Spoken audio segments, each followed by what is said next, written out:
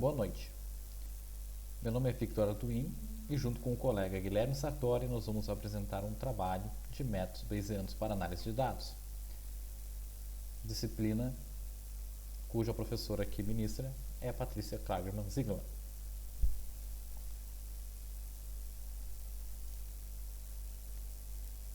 O desempenho da recordação da memória é atribuído a vários neurônios milenizados que atuam simultaneamente em diferentes regiões do cérebro para a recuperação de informações. A poderosa influência de relembrar uma memória impulsionada emocionalmente nos pensamentos e ações presentes de um indivíduo se alinha com o efeito de congruência de humor, que é um fenômeno psicológico no qual o indivíduo tende a associar ações ou pensamentos futuros que sejam consistentes com o humor específico da memória ressurgiu o nível de consciência. Portanto, o humor que um indivíduo apresenta durante a evocação da memória e o humor relacionado à própria memória são de grande importância e influência no desempenho da evocação. Portanto, este estudo avalia os efeitos dos benzodiazepínicos na evocação da memória ao ser preparado com memórias felizes ou tristes. De acordo com as pesquisas anteriores, há evidências que apoiam mais ativação do estriado para memórias felizes, mas maior precisão na recuperação da memória para memórias tristes. Prevemos que a dosagem mais alta com alprazolam, um benzodiazepínico de efeito de longo prazo, combinado com uma preparação de memórias felizes antes do teste, elicitará o pior desempenho, enquanto o grupo de controle preparado com memórias tristes elicitará o melhor desempenho na recuperação da memória. O que acontece? O nosso banco de dados ele é conduzido através de cidadãos de uma ilha e é aplicado um teste de memória antes e após a aplicação desses benzodiazepínicos.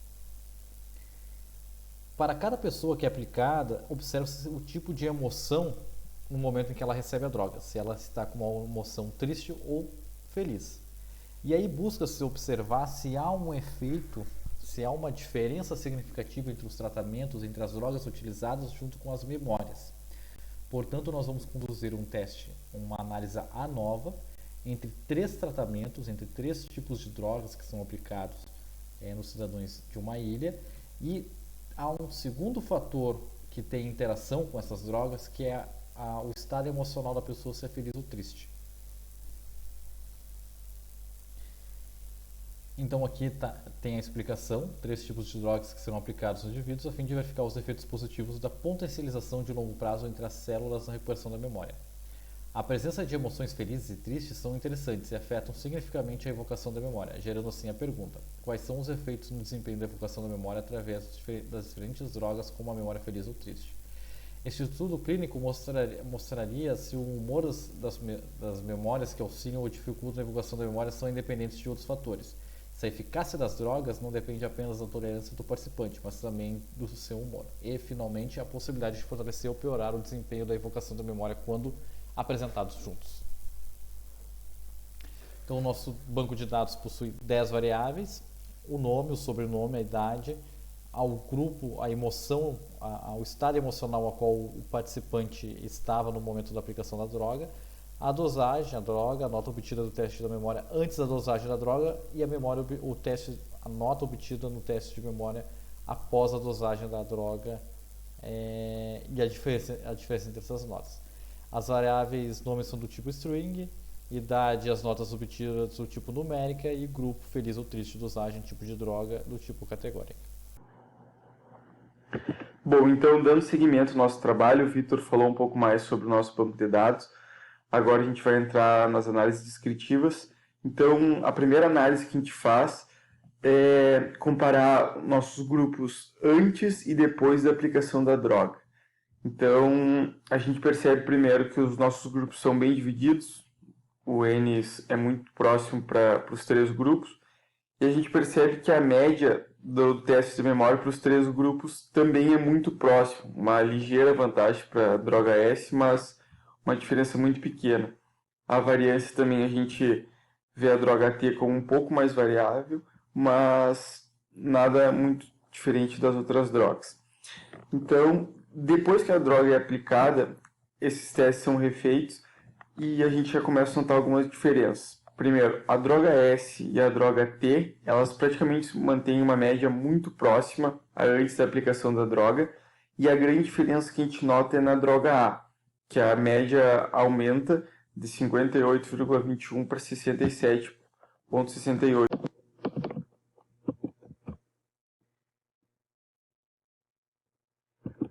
Então, complementando o que a gente viu na tabela, a gente pode perceber pelo nosso gráfico de box plot, onde a mediana das 3 drogas são muito parecidas. Isso a gente está vendo antes da aplicação da droga. Então, a gente pode perceber que a droga T tem alguns outliers que as outras drogas não apresentam, mas em compensação a mediana e a variância das 3 drogas são muito próximos.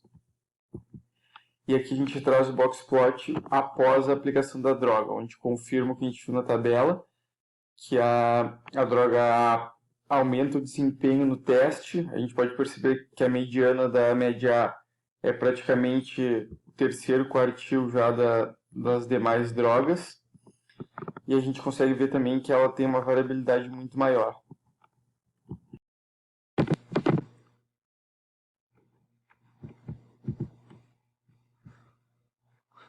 Então, agora a gente traz um gráfico de dispersão, onde a gente queria tentar entender se existem outros fatores que pode estar associado a um melhor teste de memória.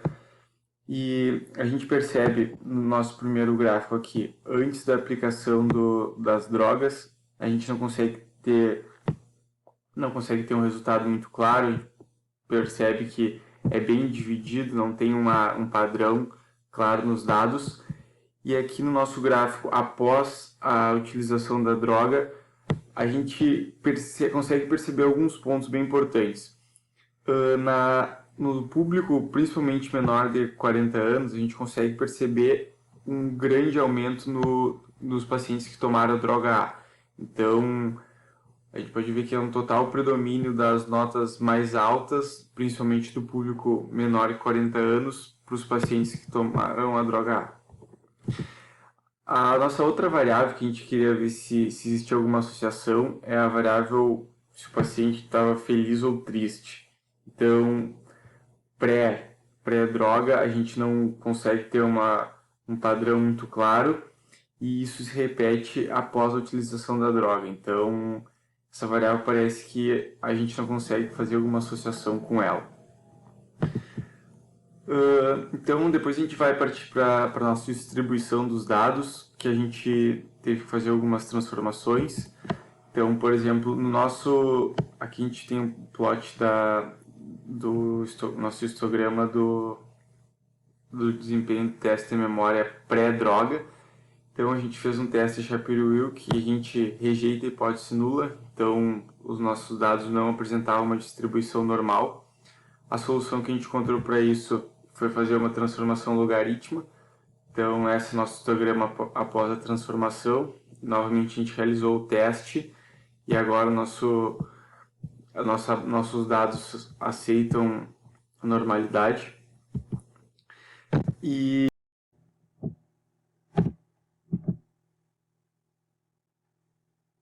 agora eu vou falar brevemente sobre a nossa distribuição dos dados.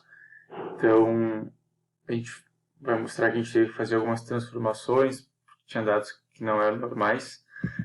Olhando aqui o histograma, nossa variável teste de memória após a utilização da droga, a gente pode, visualmente, ela parece ser uma normal, ela é próxima de uma normal, mas a gente escolheu fazer alguns testes para verificar essa normalidade. O teste que a gente escolheu foi o Shapiro-Wilk, e a gente rejeita a hipótese nula, então os nossos dados não são normais. Com isso a gente teve que fazer transformações. A transformação que a gente escolheu foi usar uma função logarítmica. Então, esse é o histograma após a transformação, e refazendo o teste Shapiro-Wilk, a gente vê que agora sim nós temos os dados normais.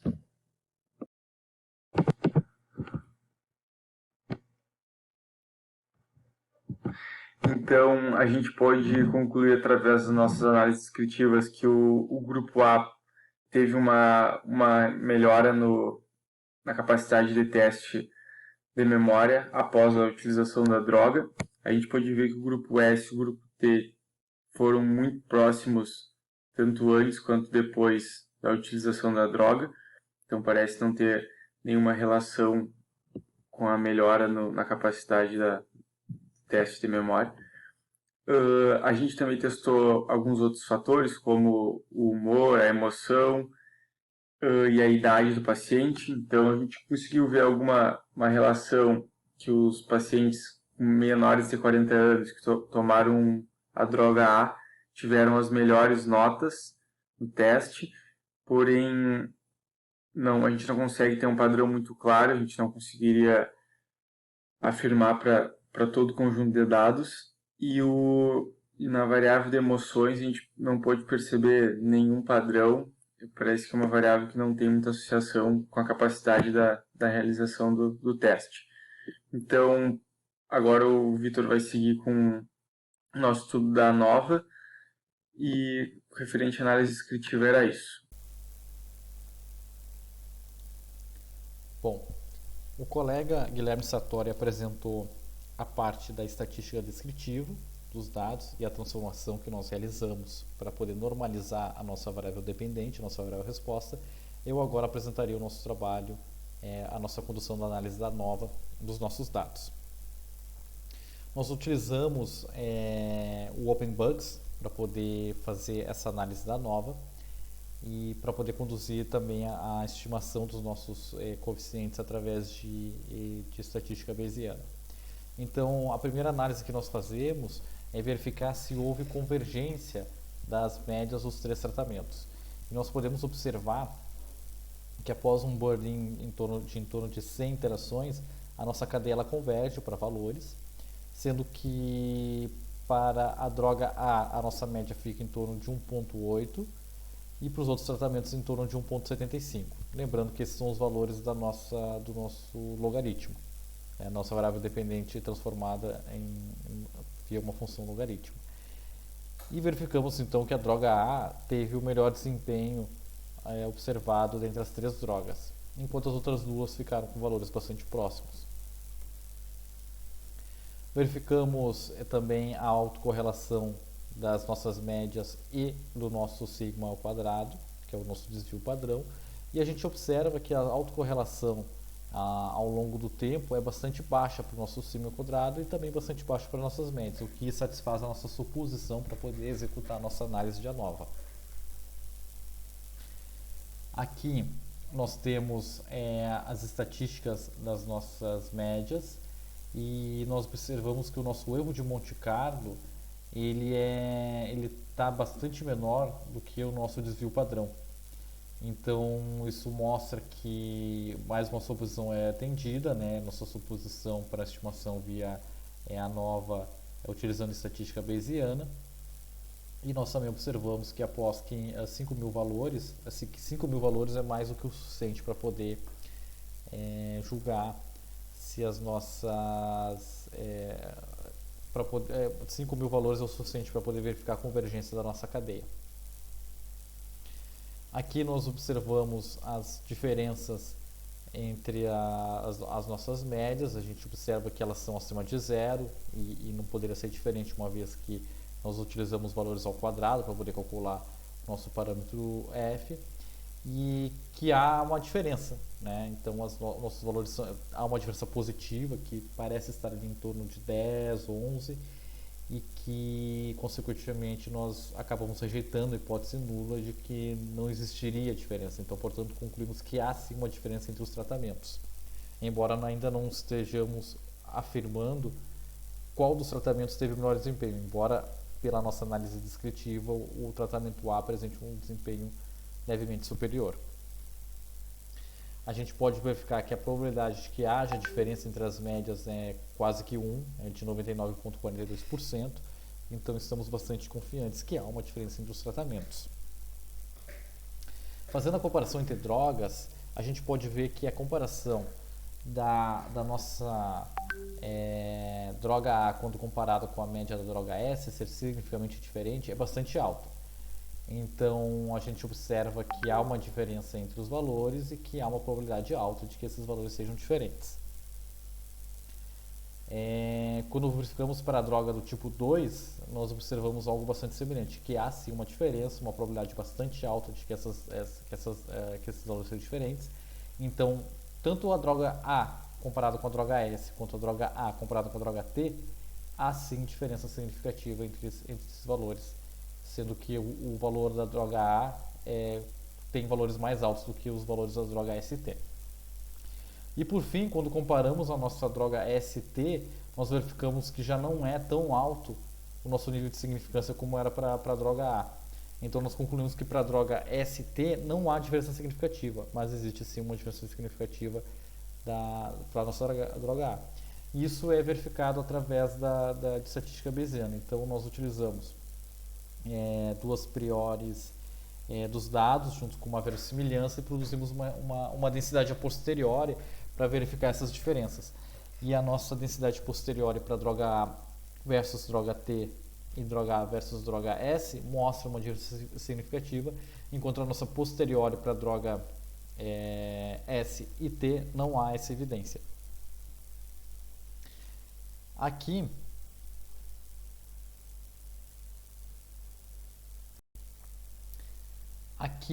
nós acrescentamos mais um fator de interação entre os nossos dados para poder verificar se há resultados,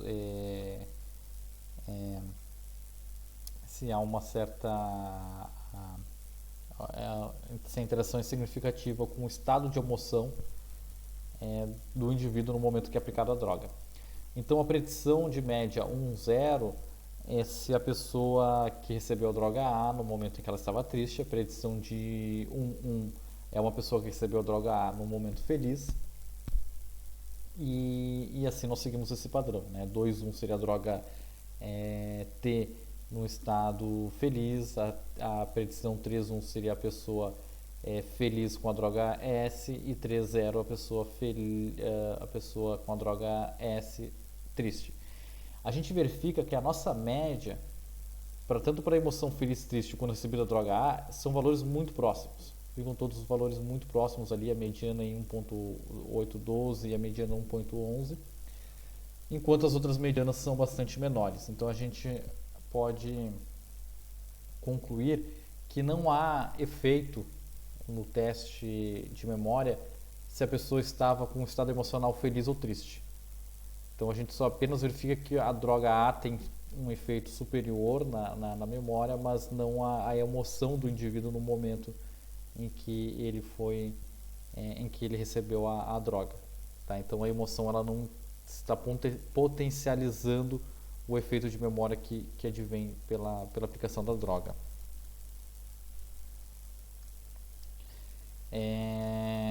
A gente também faz aqui uma comparação para poder verificar as medianas, né, dos nossos tratamentos.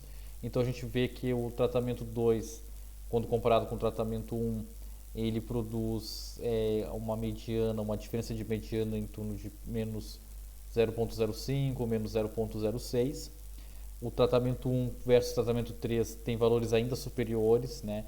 Então em torno de menos 0,07. E por outro lado, as nossas medianas para os tratamentos 3 e 2 produzem valores bastante baixos, né, em torno de menos 0,01. Ou seja, as diferenças entre o tratamento 2 e 3 eles não aparentam ser grandes, enquanto que as diferenças do tratamento 1 contra o 2 e o 3 são maiores. Né? Então a gente tem mais uma evidência de que o tratamento 1 ele tem diferença significativa em relação aos outros tratamentos, né? A aplicação das outras drogas, que seriam as drogas ST.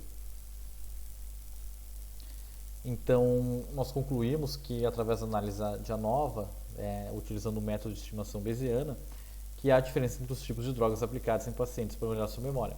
Notamos que a droga do tipo A produziu valores mais altos do que as drogas do tipo ST. Ainda, uma suposição dos pesquisadores era que pacientes em estados emocionais alegres responderiam melhores à aplicação da droga. Contudo, as diferenças não apresentaram ser diferentes. Nós não temos evidências de que elas apresentam resultados diferentes. Portanto, concluímos que a droga A apresenta evidências de melhora à memória dos pacientes e que o estado emocional não potencializa o seu efeito. Obrigado.